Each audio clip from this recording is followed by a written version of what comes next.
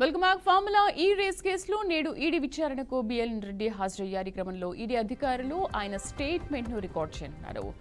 Race జరిగినప్పుడు ఆయన chief engineer గా ఉన్నారు. 45.71 కోట్లు విదేశీ సంస్థకు బదిలీ చేసిన వ్యవహారంలో ఈడీ దర్యాప్తు చేస్తోంది. ఏసీబీ కేసు ఆధారంగా ఈడీ మనీ లాండరింగ్ చట్టం కింద కేసు నమోదు చేసి దర్యాప్తు ముమ్మరం చేసింది. మహేందర్ పూర్తి సమాచారం అందిస్తారు. మహేందర్, బిఎల్ రెడ్డి స్టేట్మెంట్ ఇంకెంతసేపట్లో రికార్డ్ చేయనున్నారు. ఎటువంటి విచారణ జరుగుతోంది? ఫార్ములా ఈ రేస్ వ్యవహారంలో మనీ లాండరింగ్ ఇటు ఫెమా నిబంధనలకు విరుద్ధంగా వాటిని ఉల్లంఘించారని అభియోగాల నేపథ్యంలో హెచ్ఎండిఏ మాజీ చీఫ్ ఇంజనీర్ బిఎల్ రెడ్డి నేడు ఇటీవల నోటీసులు అయితే జారీ చేసింది ఈడీ. మరి అదేవిధంగా ఏదైతే అంతకుముందు ఆయనపై ఏసీబీ కేసు కూడా నమోదు చేసింది. ఏ3 నిందితుడిగా బిఎల్ రెడ్డిని గుర్తించింది.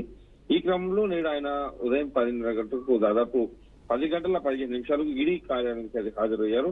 ఫార్ములా ఈ రేస్ కేసు సంబంధించి పూర్తి వివరాలు ఇప్పటికే ఈడీ అటు ఏసీబీ నుంచి సేకరించింది. మరి ఈ వివరాల ఆధారంగానే బిఎల్ రెడ్డి స్టేట్మెంట్ రికార్డు చేయనున్నారు. ఫార్ములా ఈ రేస్ అగ్రిమెంట్ సమయంలో డబ్బు బదిలీలో బిఎల్ రెడ్డి కీలకంగా వ్యవహరించినట్లు ఈడీ అధికారులు గుర్తించారు.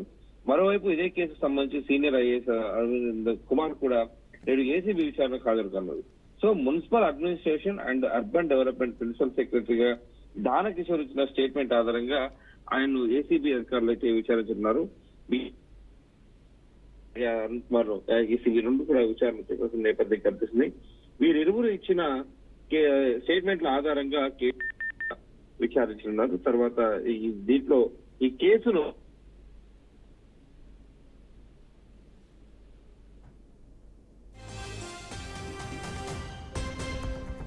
Right Mahender, thank you. Formula ఈ రేస్ కేసు విచారణ జరుగుతోంది. కొద్దిసేపటి క్రితమే బిఎల్ రెడ్డి ఈడీ విచారణకు హాజరయ్యారు. మరి కాసేపట్లో ఆయన స్టేట్మెంట్ కూడా రికార్డ్ చేయనుంది ఈడీ.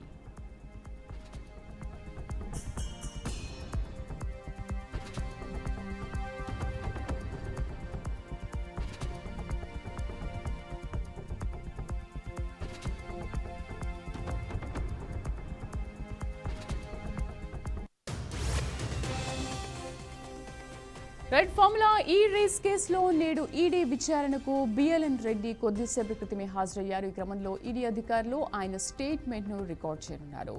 రేస్ జరిగినప్పుడు ఆయన చీఫ్ ఇంజనీర్ గా ఉన్నారు. 45.71 కోట్లు విదేశీ సంస్థకు బదిలీ చేసిన వ్యవహారంలో ఈడీ దర్యాప్తు చేస్తోంది. ఏసీబీ కేసు ఆధారంగా ఈడీ మనీ లాండరింగ్ చట్టం కింద కేసు నమోదు చేసి దర్యాప్తు ముమ్మరం చేసింది.